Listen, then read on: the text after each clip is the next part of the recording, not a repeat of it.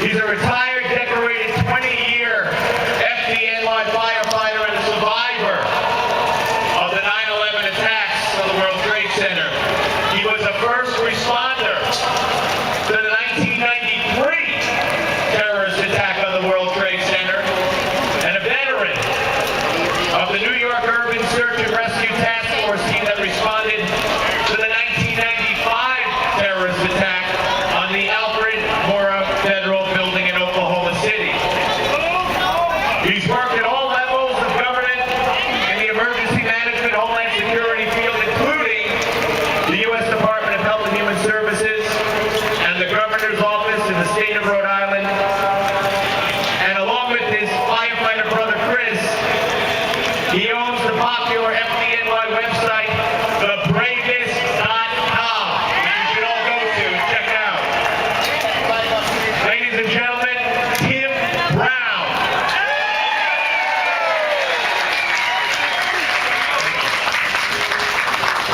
Thank you.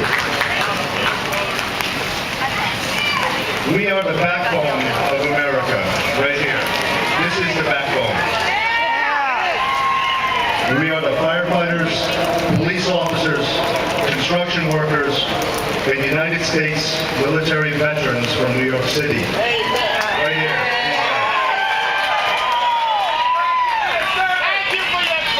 It is our belief that the attack on the World Trade Center was an act of war,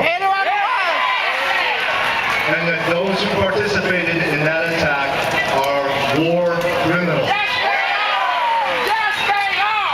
We don't agree that these murderous terrorists are entitled to the same rights afforded our nation's citizens under our Constitution. These terrorists declared war on our city and our nation. The September 11th attack killed 343 New York City firefighters, 37 Port Authority police officers, 23 New York City police officers, hundreds of construction workers, and thousands of other innocents. These murders showed no mercy, and they didn't think twice about the rights of our family and friends when they planned this attack. Attorney General Holder has suggested that we who oppose prosecuting these men in that courthouse are afraid of Khalid Sheikh Mohammed. Let me ask you something. Do these guys look like they're afraid? I don't think so. That somehow we don't have the courage to face Khalid Sheikh Mohammed. You don't think these guys will face him? These are men here. These are Americans. How dare Eric Holder imply that we lack courage? Courage is carrying on after watching your loved ones die, knowing that they burned to death, they were crushed to death, or they jumped from 100 floors up.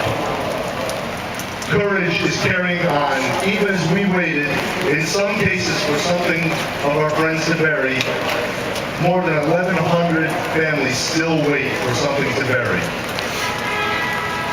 How dare the Attorney General suggest that we firefighters, police officers, construction workers, and military vets who oppose this trial need to man up. How dare he suggest that we allow this enemy of America to mock our brothers in this country's most magisterial setting, that courthouse right there. Let me refresh the Attorney General on the meaning of courage. Courage was going into those buildings that day, knowing we might not come out alive.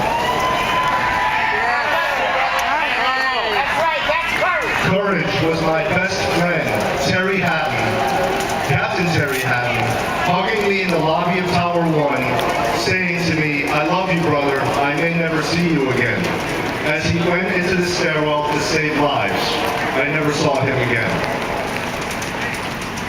Courage was digging for 9 months on hands and knees, breathing in toxic smoke to find the ravaged remains of brother firefighters, police officers, citizen responders, and office workers.